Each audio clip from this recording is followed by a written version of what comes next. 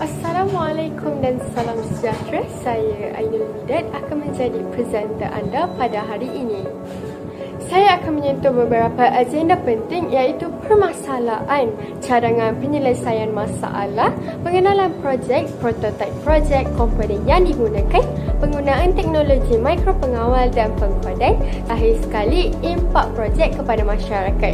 Mari kita ke agenda yang pertama. Antara masalah yang kami kenal pasti ialah terlupa waktu pengambilan ubat, terutamanya warga emas dan pesakit kronik. Selain itu, penjaga sering menghadapi kesukaran untuk memantau pengambilan ubat secara konsisten dan akhir sekali, kecuailan pengambilan ubat akan membawa risiko kesihatan yang sangat serius, sama ada pengambilan terlebih dos atau kekurangan dos. Sekarang kita akan pergi ke agenda kedua iaitu cadangan penyelesaian masalah. Apa yang kami telah pun dapati ialah sistem penjadualan ubat yang fleksibel di mana pengguna atau penjaga boleh menetapkan waktu pengambilan ubat mengikut kesesuaian individu.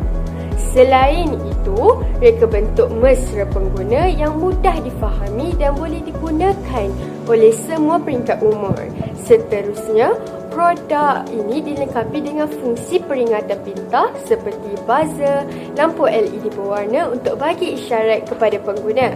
Akhir sekali, automasi pengeluaran ubat yang menggunakan sistem automatik yang untuk mengeluarkan ubat pada tepat waktu.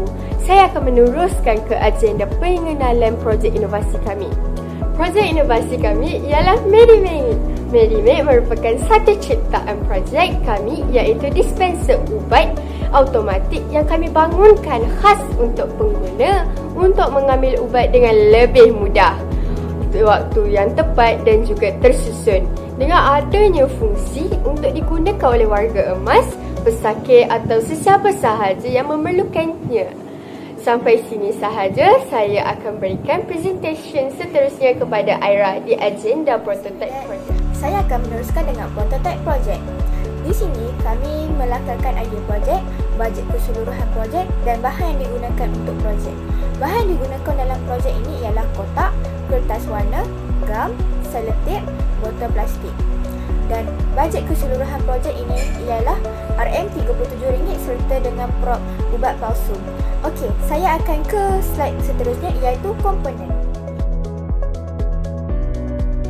Komponen yang digunakan di dalam MediMate ini ialah reka educate papan mikropengawal sebagai otak sistem, motor servo sebagai mekanisme pengeluaran ubat secara automatik, buzzer sebagai alat peringatan, lampu LED berwarna merah, kuning dan hijau sebagai penunjuk visual dan butang bagi kawalan interaksi pengguna sistem.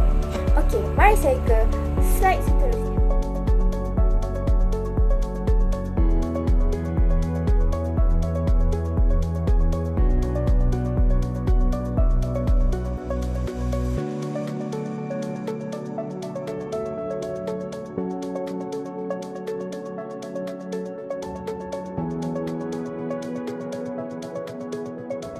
Pengatursyaraan mikropengawal dan pengkodan, kami menggunakan reka educate sebagai otak sistem dan untuk mengawal keseluruhan sistem di projek inovasi kami.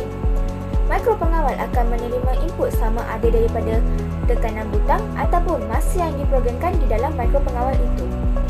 Berdasarkan input tersebut, mikropengawal akan memberikan output seperti mengaktifkan buzzer dan menggerakkan motor servo. Keseluruhan proses ini dijalankan secara automatik dan teratur, hasil daripada kod yang kami telah masukkan dalam mikropengawal. Untuk pengkodan, kami menggunakan aplikasi M-Block. Tujuan pengkodan ialah untuk menetapkan fungsi-fungsi dengan lebih mudah dan berkesan.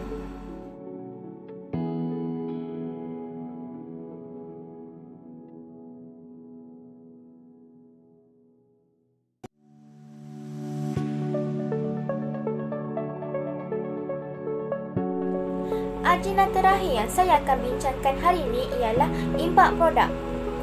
Salah satunya ia meningkatkan kualiti hidup dengan adanya peringatan dan pengeluaran ubat secara automatik. Dengan ini, pengguna tidak akan terlupa ataupun terlepas mengambil dos yang ditetapkan. Kedua, penjaga akan dikurangkan beban kerana MediMate dapat membantu untuk memastikan pengambilan ubat secara teratur dengan baik. Ketiga, ia menanam disiplin kesihatan kerana Medimed membantu membina rutin harian yang konsisten dan meningkatkan tahap disiplin terhadap kesihatan sendiri. Akhir sekali, potensi mengembang secara komersial dan klinikal.